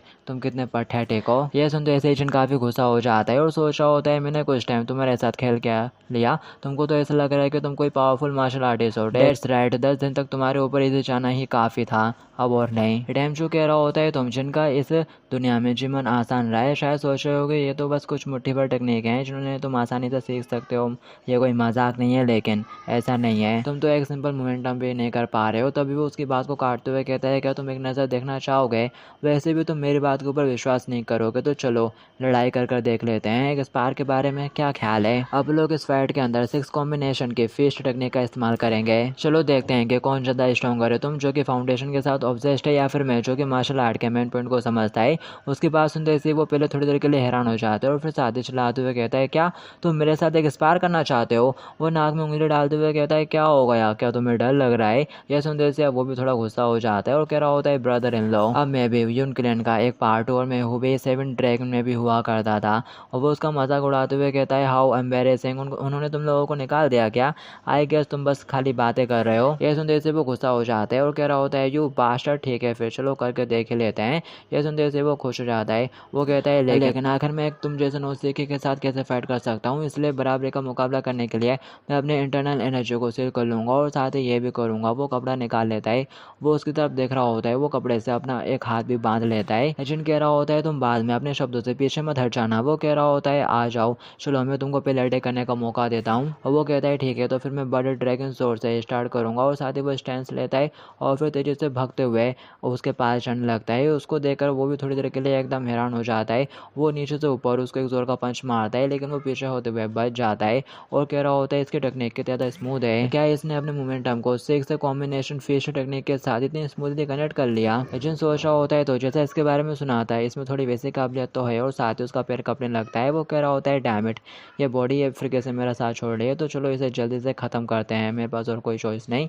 वो तेज़ी से आगे बढ़ता है, तभी वो अपने दूसरे हाथ का इस्तेमाल करने की कोशिश करता है पर तभी उसे रियलाइज़ होता है कि उसने अपने दूसरे हाथ को तो बांध के रखा हुआ है। और वो वहीं पर आता है और कह रहा होता है तुम तो काफ़ी बिग होने का ऐड कर रहे थे ना, लेकिन ये सिर्फ स्ट्रॉन्ग लोग ही कर पाते हैं। और साथ ही वो उसके पसले में एक जोर का पंच मारता है और पंच खाने के बाद वो नीचे गिरने लगता है पर तभी वो उसको पकड़ता है और साइड में गिरा देता है। वो उसकी तरफ देखते हुए कह रहा होता है ये कितना ज़्यादा अनएक्सपेक्टेड था ब्रदर इन लॉ। तभी वो उसके ऊपर बैठ जाता है और कह रहा होता है नो नो मैं तुम्हारा डिसाइपल हूँ मास्टर। और फिर इसके बाद अपन को उसे केयर टेकर वाले बंदे का सीन दिखाया जाता है जो कि खड़ा खड़ा उपासी मार रहा होता है दरवाजे पर काट की जॉब करते हुए। साइड में खड़ा बंदा कहता है कम ऑन तुम जाकर थोड़ा आराम कर लो, मैं यहीं पे अकेला इंतजार कर सकता हूँ। वो बंदा कहता है ये पेट्रियार्च का ऑर्डर है तो आखिर मैं कैसे नहीं कर सकता इसे। और वो बंदा सोच रहा होता है लेकिन तुम तो ऑलरेडी ही पूरे दिन से आलसी हो रहे हो कि तभी साइड में से आवाज़ आती है मैंने सुना है कि डिमोट कर दिया गया है, आई गेस तुम काफ़ी एंजॉय कर रहे हो। वो कहता है अरे यंग मास्टर आप, वो कहता है क्या ये तुम्हारे लिए बहुत ज़्यादा आसान नहीं है क्योंकि ये तो एक सज़ा होनी चाहिए थी, तुम तो झपकी मार रहे हो। वो भी आगे से कहता है कम ऑन क्या आपको भी इस वक्त अपनी ट्रेनिंग पे नहीं होना चाहिए था। वो कहता है ट्रेनिंग तो स्किप हो गई, मेरा ब्रदर इन लॉ मेरे को कुछ भी सिखाने की हालत में नहीं है। और वो सोच रहा होता है शायद उसे अभी तक होश आ गया होगा।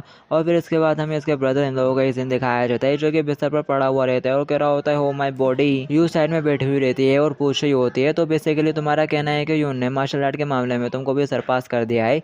वो कांपती है उसमें कहता है हाँ इसके बारे में भूल जाओ प्लीज़, मेरा सर खुजाने में हेल्प करो, बहुत ही तक खुजली हो रही है। दिखाया जाता है ये सुनते से वो खुशी के मारे वहीं डांस करना शुरू कर देती है और कह रही होती है जैसे कि मेरे यून से एक्सपेक्टेड था, मुझे तो पता ही था कि मेरा भाई यून एक मार्शल आर्ट का जीनियस है यू हु। वो कह रहा होता है कम ऑन डार्लिंग प्लीज़ बहुत ज़्यादा दर्द हो रहा है। और वो बोलती है इस के थोड़ा आराम करने के बाद तुम ठीक हो जाओगे। और वो उसको उसी हालत में छोड़कर वहाँ से चली जाती है, वो रोना शुरू कर देता है। और फिर इसके बाद हमें सिटी के गेट का सीन दिखाया जाता है जहाँ पर एक बड़ी सी घोड़ा गाड़ी सिटी के अंदर एंटर कर रही होती है। घोड़ा चलाने वाला कहता है आप लोग आ गए पेट्रियार्च। और फिर साथ ही हल्का सा दरवाजा खुलता है, अपन को एक बंदे को बैठे हुए दिखाया जाता है और साथ ही यहाँ पर दूसरा बंदा भी बैठा हुआ रहता है, जो कि कह रहा होता है चाहे मैं इसके बारे में कितना भी सोचूं, लेकिन मुझे नहीं लगता कि ऐसा कुछ है जिसमें तुमको पर्सनली तौर पर खुद शामिल होने की जरूरत है। दूसरा बंदा कहता है जबकि सर यून ने पर्सनली तौर पर मुझसे रिक्वेस्ट करी है, इसलिए मुझे खुद इसके ऊपर ध्यान देना चाहिए। यह सुनने के बाद वो बंदा कुछ नहीं कहता। पेट्रियाज कहता है जोक सुन, चलो भिखारी सेक्टर एंगपिन प्रानाथ के ब्रांच पर चलते हैं। और फिर गाड़ी चालू हो जाती है और वो लोग वहाँ के लिए निकल जाते हैं। और फिर इसके बाद हमें अपने यंग मास्टर का सीन दिखाया जाता है, जो कि तैयार होकर सिटी में टहल रहा होता है और कह रहा होता है ये मेरा फर्स्ट टाइम है जब मैं इस बॉडी के साथ अकेले टहलने निकला हूँ। चलो केओ शुरू होने से पहले इस दुनिया को एक नज़र अच्छे से देख भी लेते हैं। और साथ ही वो सिटी में एंटर कर जाते हैं तो काफ़ी चहल पहल होती है, सभी लोग अपना काम करने में लगे हुए रहते हैं, बच्चे खेल रहे होते हैं और काफ़ी खुशी जैसा माहौल होता है, जैसे सब कुछ काफ़ी अच्छा चल रहा हो। ये देखकर वो सोचा होता है जैसा मैंने सोचा था, ये तो उससे भी अच्छा है, मैंने कभी भी अपनी प्राइवेट लाइफ में लोगों को हंसते हुए नहीं देखा था। और फिर साथ ही वो खुद के रियल सेल्फ को याद करने लगता है और बोल रहा होता है जब केओस का मिनियन अपेयर हुआ था तो उसने पूरी दुनिया पर कब्जा कर लिया था और शांति और हंसी पर छाया छा गई और लोगों के आराम करने के लिए कोई जगह ही नहीं बची थी, इसलिए लोग बारिश से बचने के लिए शवों को अपने कंबल के तौर पर इस्तेमाल करते थे और दुनिया इतनी बुरी हालत में आ गई थी। लेकिन अब मैं यहाँ पर हूँ, मैं दुनिया को बचाऊंगा। कि तभी कुछ लोगों की नजर जिनके ऊपर पड़ती है और उसको देखते से पहचान जाते हैं, कह रहे होते हैं अरे ये तो यंग मास्टर है ना। एक बंदा कहता है आखिर आप यहाँ पर क्या कर रहे हो, क्या आप ऐसे टहल रहे हो, आपकी घोड़ा गाड़ी कहाँ पर है, आज आप घोड़ा गाड़ी की सवारी नहीं कर रहे। और फिर साथ ही वो दादी अम्मा चिल्ला चिल्ला के कहने लगती है सभी लोग जरा यहाँ पर तो आओ, यंग मास्टर यूं टहल रहे हैं। तो दिखाया जाता है सभी लोग आ जाते हैं और उसको चारों तरफ से घेर लेते हैं और उसको हैरानी भरी नजरों से देख रहे होते हैं, कह रहे होते हैं ये तो वाकई में चल रहा है, जरा इसके चाल पर तो देखो, मेरे को तो बिल्कुल भी नहीं पता था कि ये चल भी सकता है। एजेंट सोच रहा होता है मुझे थोड़ा अजीब महसूस हो रहा है, तभी एक लेडी उसको कबाब देती है और बोल रही होती है यंग मास्टर ये खास आपके लिए है। वो एजेंट सोच रहा होता है मैं वेट लूज करने की कोशिश कर रहा हूँ तो आखिर में इस तरह की कोई चीज़ कैसे खा सकता हूँ।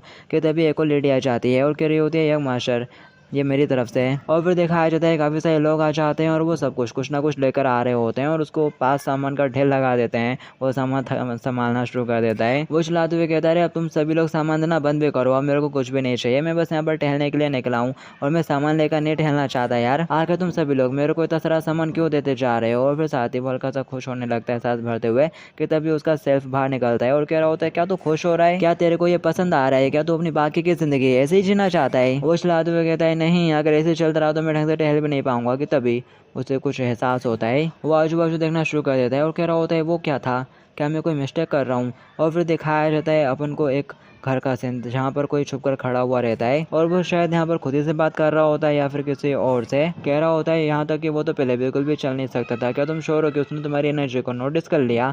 वो कहता है मैं कंफर्म कर लेता हूँ। कि तभी यहाँ पर जिन उसके पास ही आ जाता है और उसके कंधे को बाहर रखते हुए कहता है हे। वो एकदम चौंक जाता है और जिन के ऊपर अटैक करने के लिए रेडी हो जाता है। तो जिनको भी सेंस हो जाता है कि खतरा है तो वो फटाक से अपने हाथों को सामने करता है। वो बंदा जिनको एक जोर का मुक्का मारता है वो वहीं से उड़ता हुआ जाता है और धूल दीवार में जा लगता है। सब लोग यंग मास्टर कहते हुए उसके पास आ जाते हैं और कह रहे होते हैं क्या होगा यंग मास्टर, लगता है कि अब बेहोश हो गए हैं, जल्दी से फिजिशियन को बुलाओ कोई। और वो बंदा वहां से उछलते हुए जाने लगता है। लोग कह रहे होते हैं जल्दी से पकड़ो उसे, लेकिन वो काफी दूर निकल जाता है और जो जिन रहता है वो वहीं पड़ा हुआ रहता है और लोग उसको आवाज दे रहे होते हैं यंग मास्टर की। तभी वो एकदम से उठ जाता है और फटाक से खड़ा हो जाता है और कह रहा होता है कहाँ गया वो, कौन था वो बास्टर्ड। वो लोग कहते हैं हो घोष, यंग मास्टर तो जाग गए। वो गुस्से के साथ कहता है मैं उस बास्टर्ड को मार डालूंगा।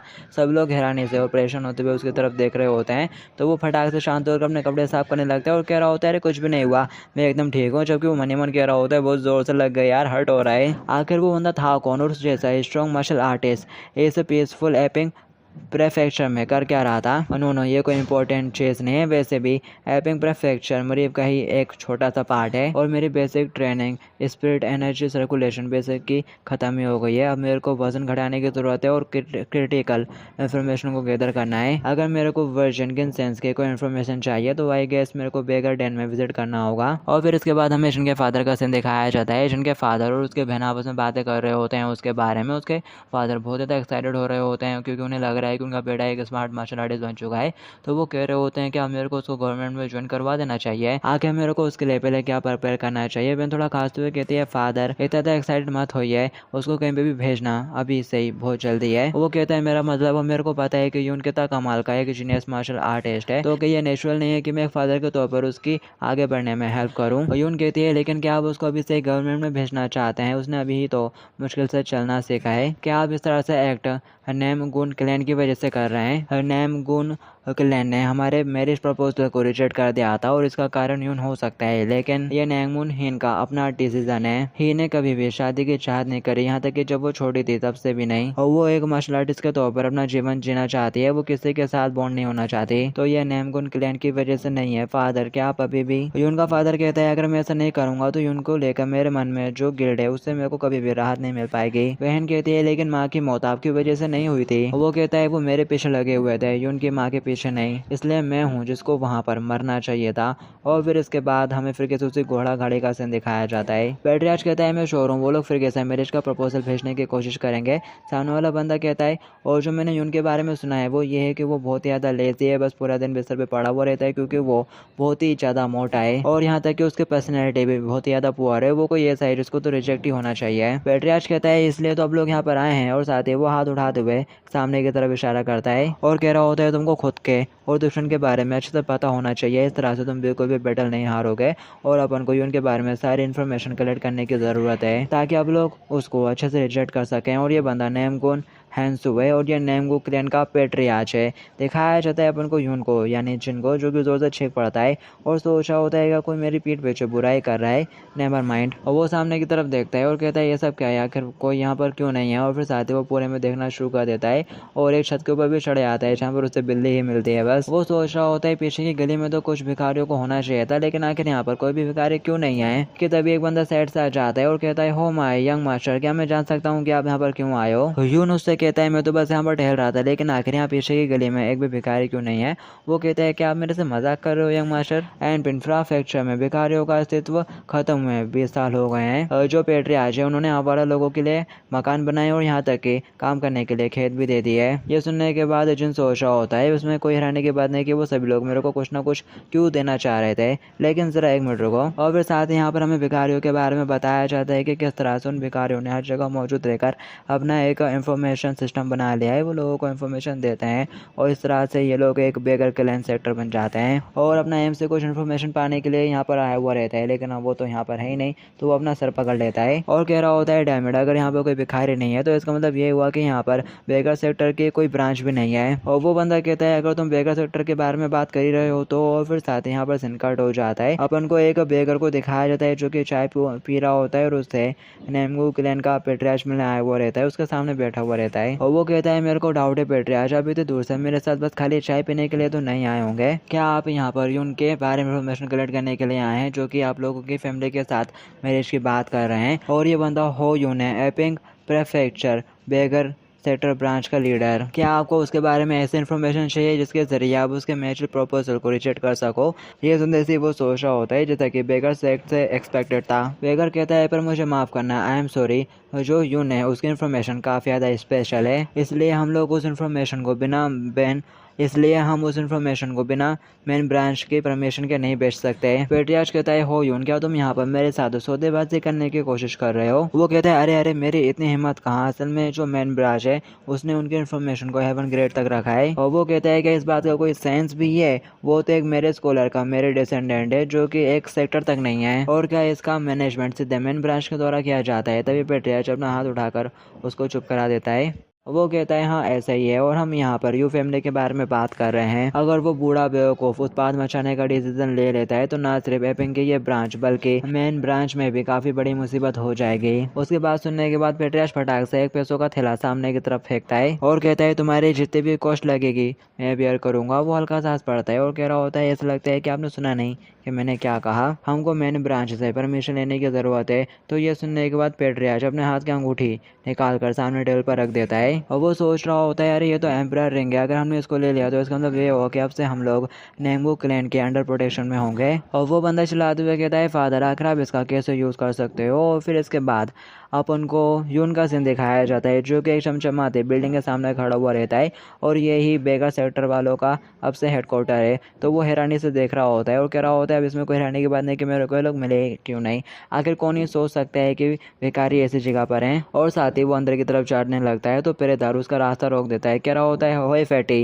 यहीं पर रुक जा, अब बाद में आना, अभी हमारे यहाँ पर इंपॉर्टेंट गेस्ट आए हुए हैं। फैटी शब्द सुनते से जो जिन है वो बहुत ज़्यादा गुस्सा हो जाता है, लेकिन वो कुछ नहीं करता। सामने वो मनी मन सब कुछ कर लेता है और मिड़मिड़ा लेता है और फिर साथ ही उससे कहता है मैं तुमसे अच्छे से बात कर रहा हूँ तो साइड में हट जाओ, और उसको इग्नोर करते हुए आगे की तरफ जाने लगता है। लेकिन वो सिपाही उसके सिर पर तलवार मार देता है और कहता है मोटे क्या तेरे कान खराब है, मैं तेरे को यहाँ से जाने के लिए बोला है, यहाँ से दफा हो जाओ यू पिग, अगर तूने कंटिन्यू करा तो फिर मैं तेरी बेइज्जती कर दूंगा। यून बोलता है तूने मेरी ऑलरेडी तो बेइज्जती करी दी है, तो अब तैयार हो जा, हे यहाँ पर आ। और फिर इसके बाद ये सीन पर कट हो जाता है। अपन को उन्हें टोपी वाले बंदों का सीन दिखाया जाता है, उनका मास्टर उनके सामने खड़ा हुआ रहता है और कहता है यू सुंगवान क्या वो बूढ़ा टाइगर अच्छा कर रहा है। और फिर इसके बाद डबल से बेगर की तरफ शिफ्ट हो जाता है, जो कि इसी बारे में सोच रहा होता है अगर हमने इसे एक्सेप्ट कर लिया तो हमको फिर नेमगो क्लैन के प्रोटेक्शन मिल जाएगी। पर आखिर ये इतनी अच्छी चीज़ हमें ऐसी ऑफर क्यों कर रहे हैं, क्या ये उनके साथ मैरिज करने से इतनी ज़्यादा नफरत करते हैं। पेट्रियार्च कहता है जब तुम मेरे को उनके बारे में जानकारी दे दोगे तो फिर उसके बाद आप लोग बात करेंगे कि तुमको कितने शेयर की ज़रूरत है। और वो कहता है जबकि आप इतनी ज़्यादा रिक्वेस्ट कर रहे हैं तो अब हम आपको मना कैसे कर सकते हैं। और फिर दिखाया जाता है वो एक किताब लेकर आ जाता है और बता रहा होता है कि यून के बारे में सारी इन्फॉर्मेशन,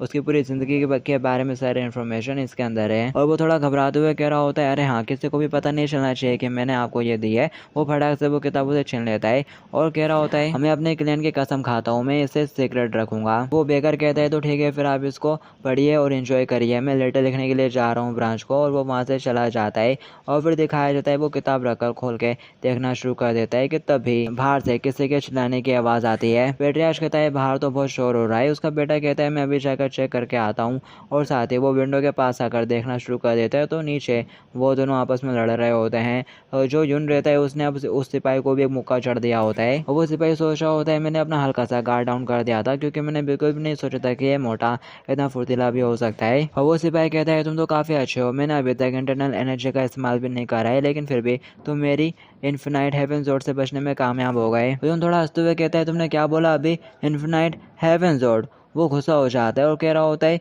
क्या तुम यहाँ पर मेरे क्लियंट के मार्शल आर्ट को कम आंकने की हिम्मत कर रहा है। यून कहता है डोंट बी रिडिकुलस, मैं यहाँ पर तुमको कम आंक रहा हूँ, मैं तुम्हारे बारे में बात कर रहा हूँ। और तुमने अभी इन्फिनाइट हेवन जोड टेक्निक के बारे में कहा, वो एक कमाल के इनक्रेडिबल जोड टेक्निक है, लेकिन तुम एक लूजर हो। अगर तुम हमेशा इसी तरह से तलवार चलाते हो तो ये बेकार होगा, बस इसे छोड़ दो। और ऐसा लगता है कि तुम नए क्लियंट के कम ही नहीं हो, अभी भी देर नहीं हुई है, अगर तुम मुझसे माफी मांग लो तो मैं तुम्हें माफ कर दूंगा। और वो गुस्सा हो जाता है, उछलाते हुए कह रहा होता है आगे तेरी हिम्मत कैसे हुई तेरी मोटी जवान से नेमगुन किरण के बारे में बात करने की। और वो अपनी तलवार को उसके गले पर रख देता है और कह रहा होता है मोटिया मैं तेरे को बिल्कुल भी वार्न नहीं करूंगा। वो उसकी तलवार की तरफ देखता है और साथ ही उसकी तरफ भी, और कह रहा होता है यहाँ पर तुम हो जिसने मेरे ऊपर पहले तलवार चलाई है। और इससे पहले कि वो सिपाही कुछ कर पाता है उन फटाक से नीचे झुकता है और उसके पेड़ में जोर का मुक्का मार देता है और फटाक से अपने हाथ से उसके सिर को पकड़ लेता है बालों से और कह रहा होता है जब मैंने तुमसे साइड में हटने के लिए कहा था तुम्हें तभी साइड में हट जाना चाहिए था।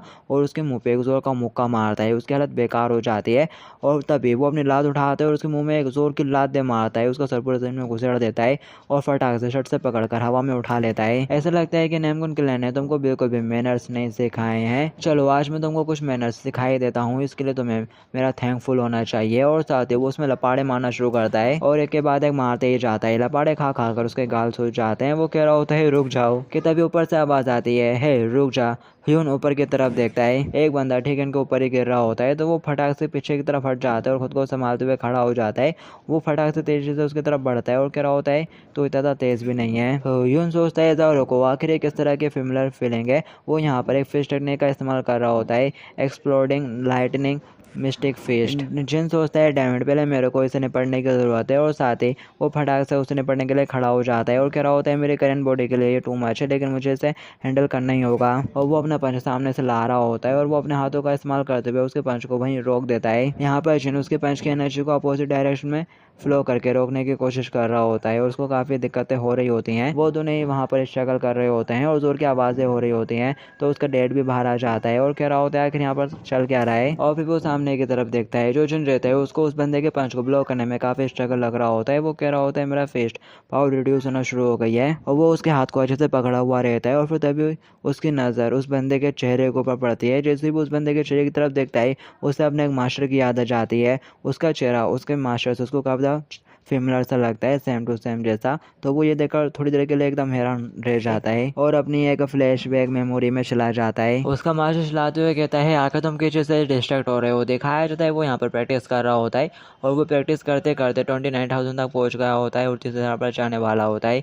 उसका मास्टर साइड में पड़े पड़े उसको देख रहा होता है। वो तलवार स्विंग के प्रैक्टिस कर रहा होता है और फिर वो जैसे ही अपना 30वां 1000वां करता है वो पानी के अंदर गिर जाता है। उसका मास्टर कहता है तुम इसलिए गिर गए क्योंकि तुम्हारी जोड़ स्विंगिंग इनफ स्टेबल नहीं है, 10,000 और करो। और फिर इसके बाद हमें सीधे रात का सीन दिखाया जाता है। वो और उसका मास्टर आपस में फाइट करके प्रैक्टिस कर रहे होते हैं और फिर जैसे ही जिन जोड़ की पाव लगाते हुए अपने मास्टर को पीछे पुश करने की कोशिश करता है, उसका मास्टर एकदम से साइड में हो जाता है जिससे वो लड़खड़ाते हुए नीचे गिरने लगता है।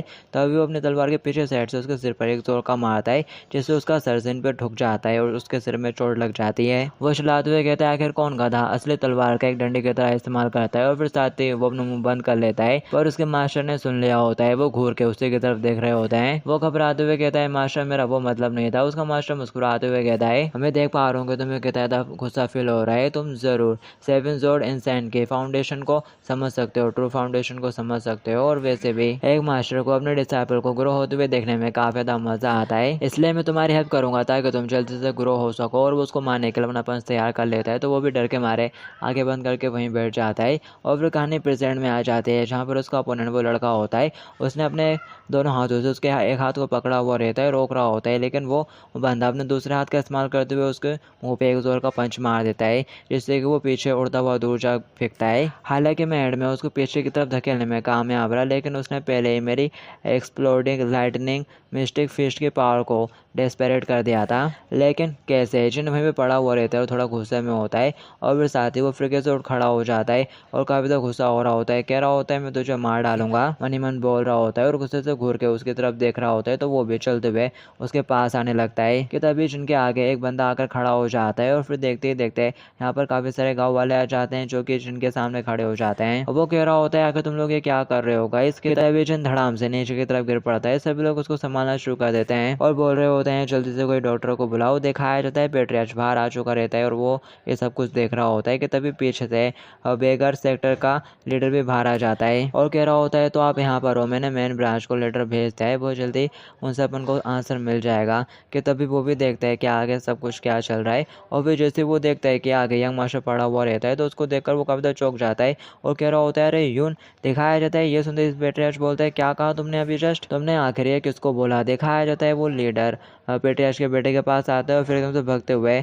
यून के पास चला जाता है। कह रहा होता है मास्टर यून क्या आप ठीक हो। वो उसके पास आकर उसकी आंखें खोल के चेक करना शुरू कर देता है और चलाते हुए कह रहा होता है आखिर किस कमीने बास्टर्ड ने यंग मास्टर के साथ ऐसा करा। सब लोग गुस्से के साथ उसकी तरफ देखना शुरू कर देते हैं। तो वो बेचारा भी थोड़ा घबरा जाता है और अपने फादर की तरफ देखते हुए कहता है फादर लगता है कि मैं फंस गया हूँ। और फिर साथ ही उसका फादर किताब को देखता है और उसको बीच में से फाड़ डालता है। कह रहा होता है वेल लगता है कि अब इसकी कोई भी जरूरत नहीं है। और फिर नेक्स्ट में दिखाया जाता है यहाँ पर उनका पापा आ चुका होता है और वो उनको ऊपर चिल्ला रहा होता है। कह रहा होता है मैं जानता था कि ऐसा कुछ हो सकता है और ये सब कुछ बेगर सेक्टर वालों की वजह से हुआ है क्यों। और बेगर सेक्टर का लीडर तो उसके पैरों में गिरा हुआ रहता है। कह रहा होता है पेट्रियार्च बेगर सेक्टर वालों का इसके साथ कुछ भी लेना देना नहीं है, ये सारा काम नेमगुन क्लैन वालों ने अकेले ही करा है। वो यहाँ पर नेमगुन क्लैन को फंसा देता है। तो पेट्रियार्च सफाई देते हुए कहता है सर यून संघ ने सिर्फ ऐसा इसलिए करा क्योंकि उसे पता नहीं था, वो अनावेयर था कि वो यून है। पेट्रियार्च यून कहता है तो क्या तुम ये कह रहे हो अगर तुम्हारा बेटा किसी इनोसेंट पर्सन के ऊपर तलवार फहराए तो वो ठीक है, अगर वो यून ना हो तो क्यों।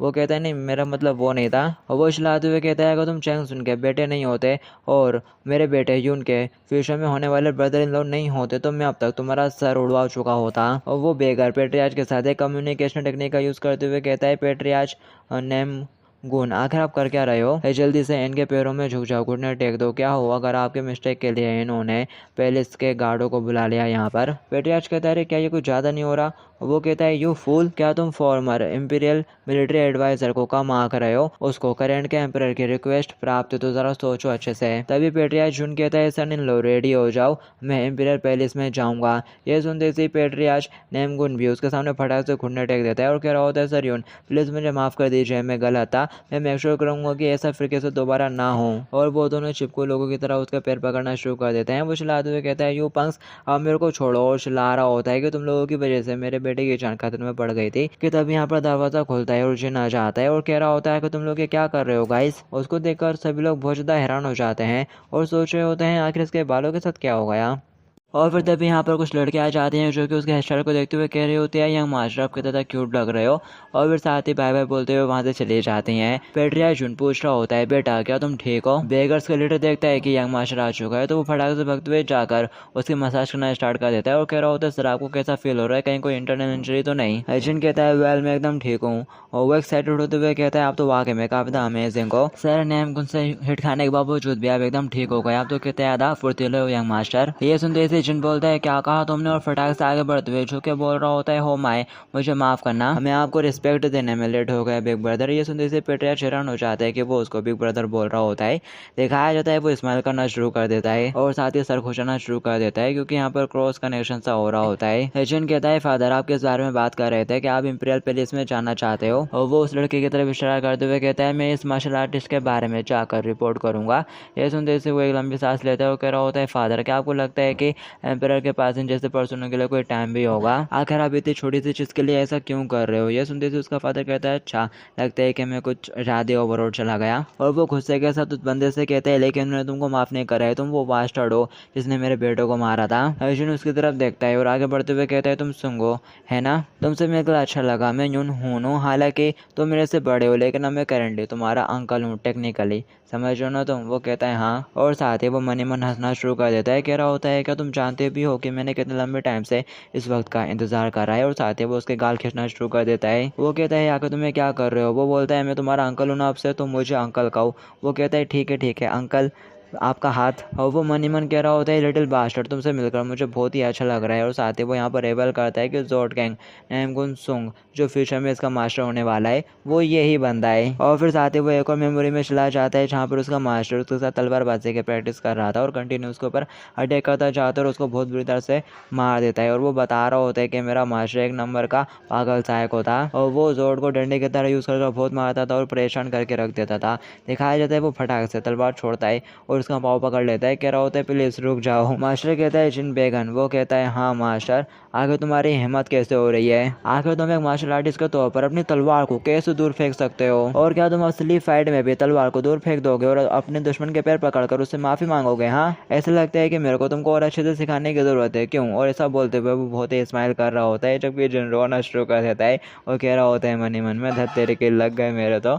और फिर कहानी प्रेजेंट में आ जाती है जहाँ पर अब वो उसके गाल खींच रहा होता है। सुन कहता है अंकल प्लीज अपने हाथ को दूर करो। और वो देखता है जो जिन है वो रोना शुरू कर देता है और कह रहा होता है मेरी बॉडी को उस समय वो याद आ गया था कि किस तरह से तुमने मेरे को परेशान कर रहा है, इस वजह से मैं वहाँ पर एक सेकंड के लिए रुक गया था, लेकिन अब तुम बस इंतजार करो साइको मास्टर, मैं अपना हिसाब अच्छे से चुकता करूँगा। और फिर दिखाया जाता है ये सब लोग साथ में एक टेबल पर बैठे हुए रहते हैं। जो यून पेट्रियास रहता है वो उन लोगों की तरफ देख रहा होता है, उनमें से कोई भी कुछ रिस्पॉन्स नहीं करता। और जिन भी ये देख रहा होता है कि कितनी खामोशी है तो वो खुद आगे से पेट्रियास से कहता है बिग ब्रदर आखिर आप यहाँ पर आए क्यों थे। पेट्रियास सोचता है मुझे क्या करना चाहिए, अगर मैंने इसको सच बता दिया तो सर यून डेफिनेटली फिर किसी गुस्सा हो जाएंगे। तभी जिन बोलता है ओह लगता है कि मुझे पता है आप यहाँ पर शायद मैरिज के बारे में बात करने के लिए आए हो क्यों। ये सुनते से वो थोड़ा हैरान हो जाता है और इससे पहले कि वो कुछ बोल पाता जिन आगे से कहता है आई एम सॉरी लेकिन मैं आपके मैरिज प्रपोजल को एक्सेप्ट नहीं कर सकता। ये सुनते से उसके डैड एकदम हैरान हो जाते हैं और कह रहे होते हैं यूना को तुम किस बारे में बात करो, क्या हो गया तुमको। वो सोच रहा होता है तुमको क्या लगता है कि मैं तब फ्री हूँ कि मैं शादी करूँगा, मेरे पास ऑलरेडी कई काम है, मेरे को उस मिनन को मारने की तैयारी करनी है।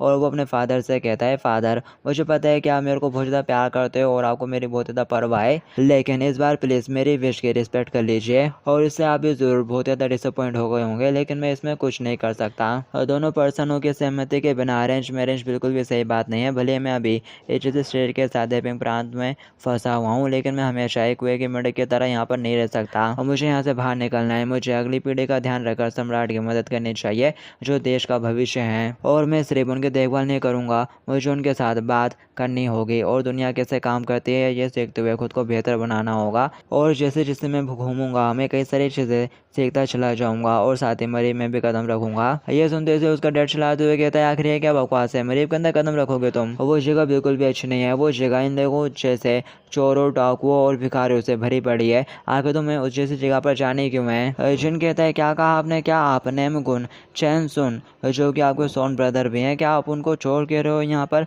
मरी में रहने के मार्शल आर्टिस्ट के खुद के तरीके होते हैं और वो इसी तरह से वहाँ पर अच्छे से रहते हैं। क्यों? मैं सही कह रहा हूँ ना? और वो उसकी तरफ देखता है, कह रहा होता है बिग ब्रदर में शोरों की लेडी नेम गुण भी इसके बारे में बिल्कुल सेम सोचते होंगे, सेम रहते होंगे। क्यों? पर वो आगे से कुछ जवाब नहीं दे रहा होता है। ये देखकर अब उसका सिर घूमने लगता है और कह रहा होता है कि इस तरह से इडियट की तरह क्यों बिहेव कर रहा है? अगर मैंने यहाँ पर बोल दिया है कि मैं शादी नहीं करूँगा तो इसको तो फिर खुश होना चाहिए और मेरा शुक्रिया अदा करना चाहिए, लेकिन ये बेवकूफ़ों जैसा फेस क्यों बना रहा है? और वो कहता है बिग ब्रदर क्या आप इस स्लीप ब्रदर की रिक्वेस्ट को सुनेंगे? वो कहता है हालांकि तुमने बोल दिया है कि तुम वो चाहते हो, लेकिन तुम्हारा क्लैन तभी भी उठ के खड़ा हो जाता है और कह रहा होता है मैं समझ गया, तुम दोनों मेरी रिक्वेस्ट से एग्री हो, अब मैं यहाँ से जा रहा हूँ। और फिर तभी वो बेगर की तरफ देखता है और कह रहा होता है अरे हाँ बेगर ब्रांच के मैनेजर ज़रा यहाँ पर आना। तो वो फटाक से भगते हुए उसके पास आकर खड़ा हो जाता है और कह रहा होता है हाँ यंग मास्टर बताइए मैं आपकी क्या मदद कर सकता हूँ। वो उसके कंधे पे हाथ रखता है और कह रहा होता है चलो अब लोग थोड़ा बाहर चलते हैं, मुझे थोड़ी बात करनी है।